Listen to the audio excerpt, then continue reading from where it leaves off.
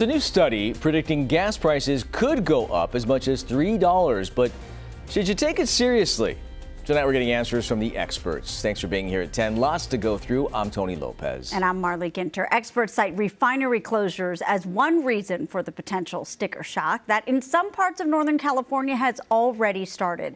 So taking a look at current gas prices right now, the national average $3.15 a gallon, but California is far off with an average of $4.82 a gallon. Sacramento a little higher, $4.89, while San Francisco is at $5.11, and then the highest in the state, Monterey County at $5.21. Your reporter Madisen Keavy getting answers on what you need to know now and what's still anyone's guess when it comes to these gas prices. Madisen.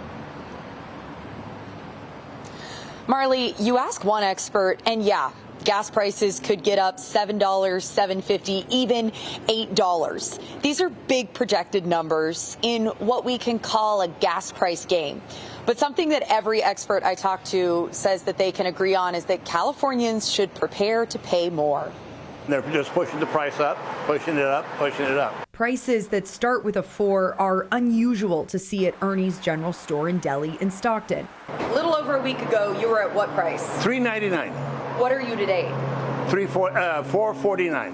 The owner and namesake, Ernie, typically has the lowest prices in the area. But staying at his normal rock-bottom prices has become nearly impossible. The price of gas since this weekend went up to me 50 cents a gallon since last Friday. And it's going up another 5 to 7 cents tonight with no end in sight. Look, we built models, multiple models, okay? And it really doesn't matter whether it's $8 or $7 or $7.50. The models all indicate the price of gas is going up. I took questions about price spikes to Michael Mache. He's an associate professor of professional practice at USC and put out a new study making headlines over one finding in particular. Gas prices in California could potentially increase up to 75% by the end of 2026 as the state prepares to lose nearly 1/5 of its oil refining capacity. But the key to concentrate on is those regulatory cost components. They're going up. And that's something that the state can do something about today if it chose to. Some of those regulatory costs making California gas that's up to California standards.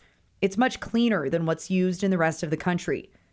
Now consider a fire in February at a refinery in Martinez and a fire this week at the Valero refinery in Benicia.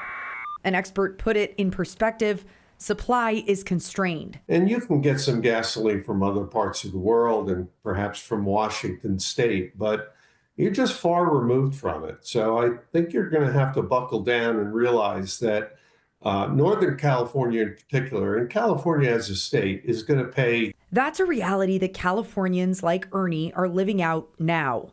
Right now, I'm not absolutely the lowest, but I have a lot of loyal customers, as you can see.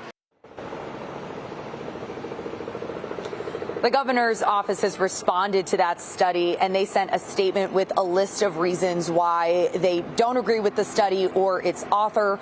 And a spokesperson also noted that the governor has directed the state to redouble efforts to make sure that those refineries are on board and producing, a reliable source for Californians. As for Republicans, they blame the governor and are calling on anyone, including the governor, to find a solution for this, really turning it into more of a partisan issue. Yeah. Before we let you go, let's talk about California perhaps running its own refineries. There's some chatter about that. What are you learning? Tony, this is a big one. So the Energy Commission says there's nothing official in the works. They told us that today. And note that it's just another option on the list to fix some of these problems. The experts I talked to, I can sum up their responses as skeptical that something like that would ever really work in California.